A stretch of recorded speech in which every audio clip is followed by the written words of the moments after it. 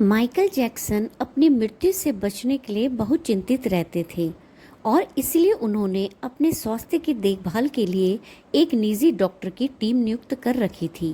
वे अपनी सेहत को लेकर इतने सतर्क थे कि उनकी टीम में विशेषज्ञ डॉक्टर, पोषण विशेषज्ञ और अन्य स्वास्थ्यकर्मी शामिल थे, जो उनकी सेहत का ख्याल रखते थे। इसके बावजूद 25 जून 2009 को माइकल जैक्सन की मृत्यु एक दिल का दौरा पड़ने से हो गई। उनकी मृत्यु के बाद जो तथ्य सामने आए उन्होंने दुनिया को चौंका दिया, क्योंकि उनकी मौत का कारण अत्यधिक दवाइयों का सेवन बताया गया था। माइकल जैक्सन अपनी सेहत को लेकर हमेशा फिक्रमंद रहते थे। वे शारीरिक दर्द और नींद न आने जैसी समस्याओं से जूझ रहे थे। वे अपनी परफॉर्मेंस के दौरान शारीरिक और मानसिक रूप से फिट रहना चाहते थे, इसलिए उन्होंने डॉक्टरों की एक टीम को लगातार अपने साथ रखा। उनका प्रमुख डॉक्टर डॉ कॉनराड मरे था, जिसे विशेष रूप से उनकी देखभाल के लिए नियुक्त किया गया था। डॉ मरे का काम था माइकल जैक्सन को दर्द और तनाव से मुक्त रखना, ताकि वह बिना किसी समस्या के अपने संगीत और नृत्य पर ध्यान केंद्रित कर सके। हालांकि जैक्सन की नींद की समस्या एक गंभीर चिंता का विषय बन गई थी।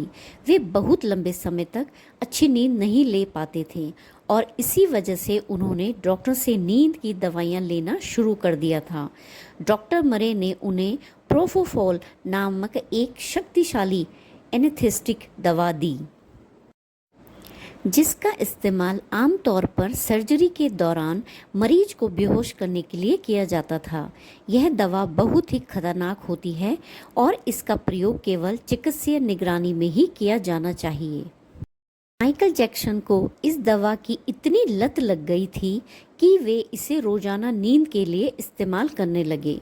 उन्होंने इस दवा को नींद लाने का एकमात्र उपाय मान लिया था। उनकी टीम के अन्य डॉक्टरों ने उन्हें चेतावनी दी थी कि इस दवा का अत्यधिक सेवन उनके स्वास्थ्य के लिए घातक हो सकता है। लेकिन माइकल जैक्सन ने इस चेतावनी को अनदेखा कर दिया। ये किसी भी कीमत पर अपनी नींद पूरी करना चाहते थे, ताकि वे अपने आगामी दिस इज इट टूर के लिए पूरी तरह से तैयार रह सकें। 25 जून 2009 को डॉ मरे ने माइकल जैक्सन को प्रोपोफॉल की एक खुराक दी, जिसके बाद उनकी हालत बिगड़ गई और उन्हें दिल का दौरा पड़ गया। आपातकालीन सेवाएं बुलाने के बावजूद डॉक्टर माइकल जैक्सन की जान नहीं बचा सके। माइकल जैक्सन की मौत के बाद डॉ मरे को चिकित्सा लापरवाही के आरोप में दोषी ठहराया गया और उन्हें 4 साल की जेल की सजा सुनाई गई। माइकल जैक्सन की मौत ने दुनिया भर में उनके प्रशंसकों और संगीत प्रेमियों को गहरा धक्का दिया।